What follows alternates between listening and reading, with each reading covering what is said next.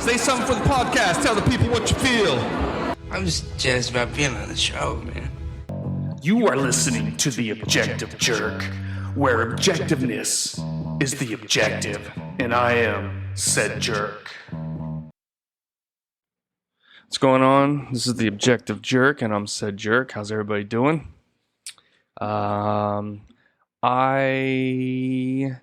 am doing another podcast. I was kind of going over some stuff, and I was thinking about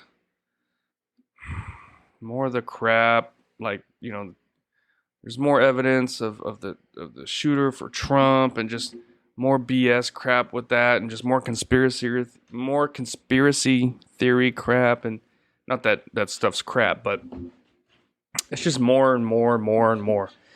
And I'm kind of just, I can't, you know, I got to take breaks from it. I have to. I can't just constantly look at it, talk about it, and I don't know, I just can't. I got to have a break of it a little bit. So I was kind of in the mood to actually talk about it, but I was just like, God, I want to throw a little bit of non-political conspiracy stuff. And I know that's like my least, you know, viewership would dictate that that's the wrong thing to do. But I don't know. I don't care. Anyway, so I thought of something that happened to me last night.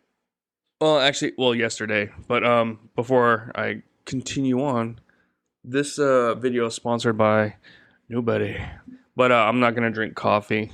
I always drink coffee, and I think it's kind of annoying.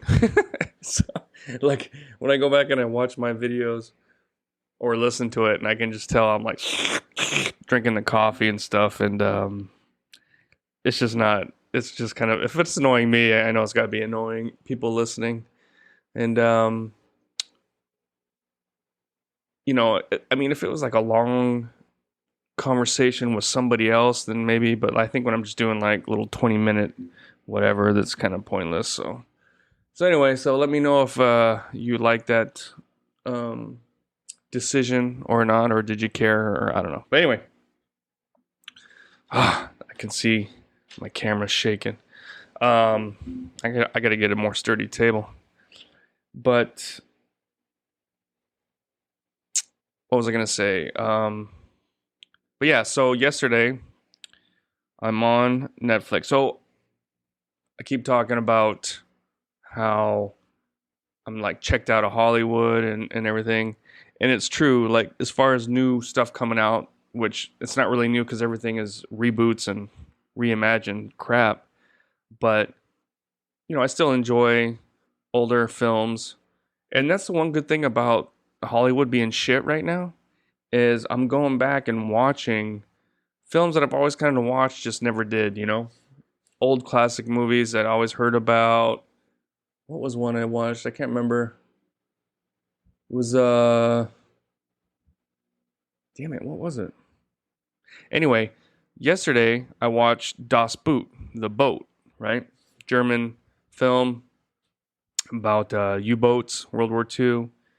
I've always heard it's such a great film, and I just never sat down and watched it. And so I just happened to catch that on Netflix it was saying leaving soon. So I was like, oh man, maybe I need to watch it. Now's the time to watch it, right? And great film. It's a lot longer. I wasn't expecting it to be as long. I remember watching it and then like pausing to see where I'm at, thinking I'm like halfway, and it's like just starting basically, because I was watching the director's. There's a bunch of versions, I guess, but yeah, it's pretty long, but it's really good though, man. It really kind of, yeah, sometimes you want a movie that's quick and everything like that, but this one really kind of, it's trying to show you how mundane it could be on a U-boat back in those times, you know what I mean? And just how stuff would suck, and then you'd have flashes of excitement of war, but then you're gonna die, and fear, and just, you know, so it's really good. If you haven't seen it, If you like U571, which is a great movie, I love that movie. That's more of a Hollywood version of it, I guess. Or, you know, if you like World War II films, it's a great film. And the one on Netflix, by the time anybody hears this, well, I guess it depends on where you hear it from, but it's, you know, I think it's today was the last day. That's one reason why I watched it too, because it was actually the day right now that I'm recording this, it was the last day. So that's why I watched it yesterday. But it was subtitled. I wasn't, you know, it's a German film. I wasn't really in the mood to read subtitles. Especially like older, kind of good, like period movies. I'm doing a podcast. I like to look at it. I like to see the little stuff and just everything in the background, and you can't do that when you're reading, you know. But I mean, you know, as you get going in a film and you're reading the subtitles, it gets a little more automatic, and you can kind of watch and read, you know, then so you don't really notice it, you know. I used to enjoy films that had subtitles way more when I was younger. Now I'm like, I don't mind like when like movies like Inglourious Basterds, which I would say maybe half of it is subtitled, but you know, it's a little mix. But you can obviously get Das Boot in dubbed. You know, like if you were to buy it, you could watch the dubbed version. And I guess it's by pretty much every actor that was in the film recorded and did the dubbing for the English version. And the thing about like the German language and stuff too, it doesn't look as bad. You know, when you watch like, you know, I don't know, Japanese or any kind of Asian, it's like, and they're doing the English and it's like, it's so off, you know what I mean? But the German one's not, you don't see it as much, at least for me, I don't know. So, I mean, it's not that bad, but yeah, it was, no dubbing. It was in German, obviously. And, I read subtitles, and it was really good. Oh, God, I was going to say something I had in my mind that I wanted to say after I finished what I was saying, and then I just lost it. Whatever. Anyway, so I get done watching it, and like most films, I'll get on Wikipedia, and I'll just kind of start looking up some stuff about the film. That's an old habit. You know, like I said, I used to be a pretty big film buff, and I would research stuff on movies and this and that, but I noticed that the director is Wolfgang Petersen, and I was like, what? And just like last week or 2 weeks ago, I watched, well, I've seen it before, but it had been a long time, but I rewatched what's it called? Oh, I got the thing right here just to make sure. In the Line of Fire, which is a Clint Eastwood movie where he's a Secret Service agent. Another great film. And I watched that, and then, you know, credits, and I didn't catch it at the beginning. I caught it at the end where it said directed by Wolfgang Petersen. So that one last week or 2 weeks ago, and this one, I was like, dang, really? Because I didn't realize that he had directed those films. You know what I mean? Now, I didn't really kind of pay attention to who directed what until, you know, I was like 19, 20 is when I started really paying attention to that and following directors and whatever. And so the first film that I remember hearing Wolfgang Petersen was The Perfect Storm, which is a great movie.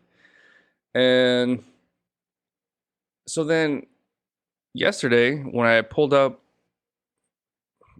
you know, Wikipedia and looked up the film a little bit, and then I looked at Wolfgang Petersen. I mean, he hadn't done a whole, like, you know, a buttload, but pretty much all his movies are awesome. They're like films I grew up loving. I mean, some are not like, you know, classics, but a lot of them are. So he's like,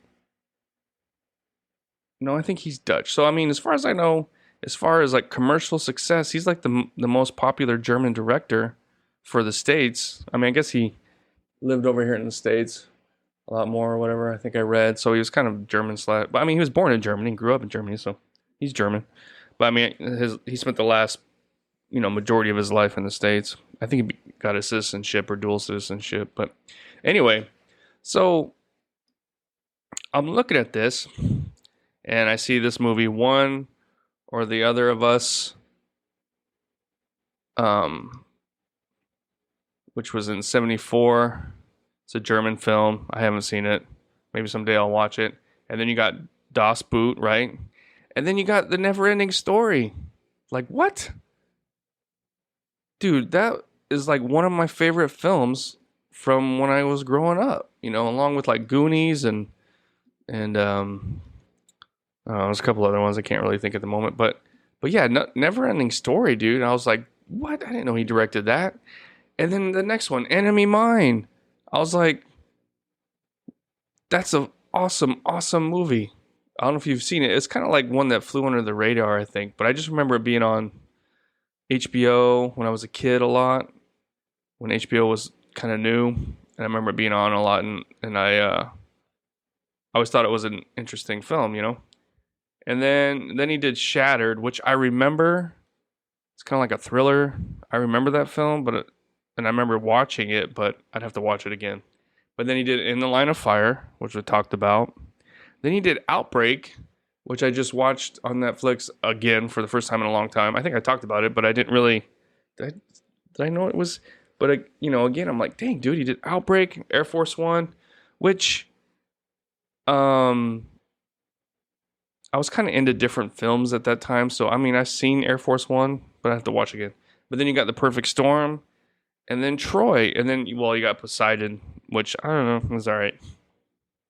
It's probably better than I remember, but I just haven't watched it in a while. But dude, you got basically a streak of like 10 films that are just outstandingly awesome that I can remember. And probably, so like you got Das Boot and ending with Troy in 2004, which is an awesome film. I have that. I have The Perfect Storm, I think. I don't have. But I mean, these are all movies that I would love to own if I don't own them. And I was just like, dang, dude, I didn't realize that he did all of those. You know what I mean? Like, I was just like, whoa, dude, how did I not know this? It's kind of crazy. And then, but he died, though, not too long ago. When was it? Yeah, 2022. The age of 81. But yeah, so that's kind of crazy. So, like, the NeverEnding Story. I wonder if that's like a big film in Germany. I have some people that listen to my podcast in Germany. I know that. I don't know why. I don't know if it's just an American that lives there. But if you're German and you're listening to this, I don't know, let me know. Is Wolfgang Petersen, is he popular in Germany? Or were these movies popular in Germany?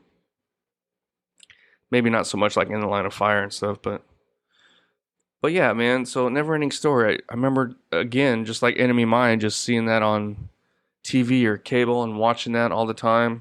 Great movie. It's one of my favorites. Like, if I had a top 10 film, which is funny because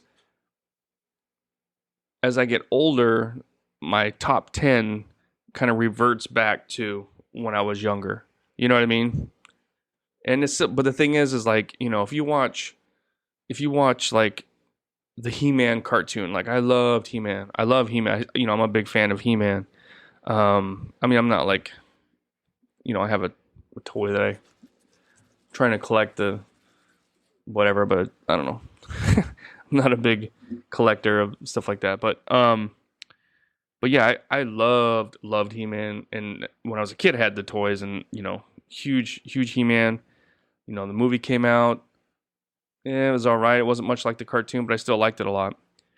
But I remember being older and just like getting a chance to watch some of the cartoons and being like, oh my God, that is so corny and so.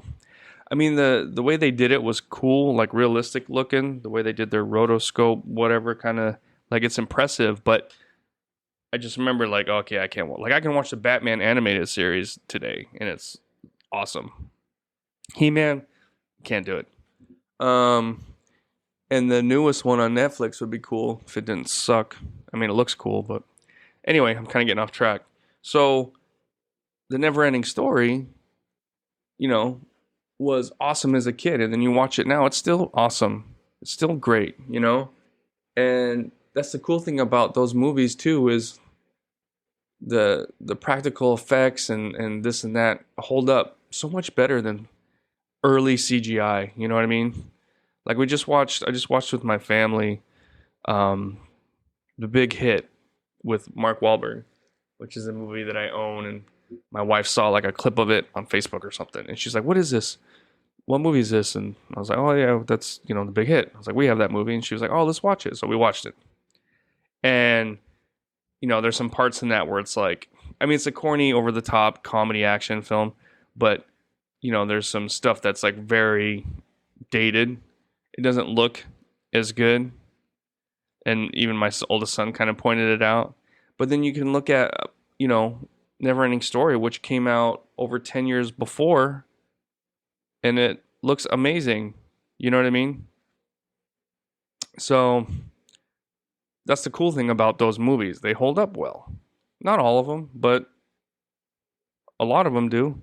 And then Enemy Mine, I haven't watched that in so long. It's about, a human and an alien who are fighting each other. It's kind of like the beginning of I wonder if that's where they got the idea from, but on Kong Skull Island, the Japanese soldier and the American soldier crashing on the planet and fighting, and then end up becoming whatever. It's the same kind of, it's a thing, but this obviously came out first. So it's like an alien and an American. They decide to kind of work together and live together so they can both survive, and they end up, growing to like respect and love each other and stuff, like not love, not today's LGBT love, but I can love a dude and not want to sleep with him or anything, So yeah, so there's that. And then 6 years later, he does Shattered. Why was there such a huge gap? I wonder why that is. I'm looking to see on his television thing to see why. Maybe he just took a break or something. I don't know. But, so like I said, Shattered, I remember it's just like a weird... Stay with us. We'll be right back. Thanks again for listening to The Objective Jerk. I greatly appreciate it. If you could, like, subscribe, comment on wherever you're finding this, and you can also email me at theobjectivejerk@gmail.com. So, hope you're enjoying it, and please continue on with the episode.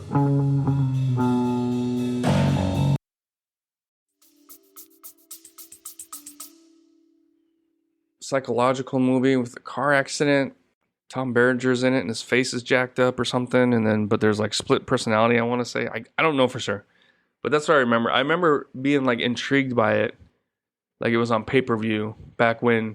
It's like when you own pay-per-view used to be kind of like how HBO and stuff was. It was like you didn't order to watch it and watch it that one time and that was it. Like you would order and it would just sit there and play over and over and over and over again for a while or something. Or it was kind of, I might be a little wrong on why, but I just remember like Tombstone was out at this time, and so this movie, so it's like you go and turn it on and it's like, oh, I'm in this part of this film. You know what I mean? So it was like, I used to watch movies that way. It's like I would catch it at a certain point and just finish watching it. Another day I'd go back and look, now it's at the beginning or whatever. I don't know. You know what I mean? So it was kind of a weird situation, but I remember watching it that way. And then In the Line of Fire, I remember watching it, but I don't really remember the background, but I always thought it was kind of interesting. The first time seeing John Malkovich for me. But yeah, it was always pretty good. And then Outbreak, I remember watching Outbreak. I want to say I talked about this already, but I watched it while recovering from either my tonsils, 95. I think it was my tonsils. Yeah, when I had my tonsils removed. So I had to sit there and my mom rented me some movies and I was just laying in bed. So I think that's when I watched that. And that's like a really great movie. as an adult now and being in the military, you can see some stuff that's like, I don't know, but it's pretty, especially I guess it was pretty popular during COVID too. But anyway, Air Force One. I know I've seen it, and I remember it was popular, but I don't really have a backstory for that one. And then The Perfect Storm. I remember watching The Perfect Storm in theaters. And that's a great movie. Sad, but awesome movie. And then, Troy. Troy was, I remember coming back from Iraq, and I think that was like the first film I watched in the theaters was, no, maybe not. No, that's not right. Is it? No. I think it was on SRT. Maybe, or I don't know, but it was around the same time. And I guess I could look and see, know for sure when it was released. Let me see, and I could know running time. Release date May, so not long after I got back. But yeah, that was a pretty cool movie. I own like a huge box set of that. It's a DVD. I mean, and they're not like I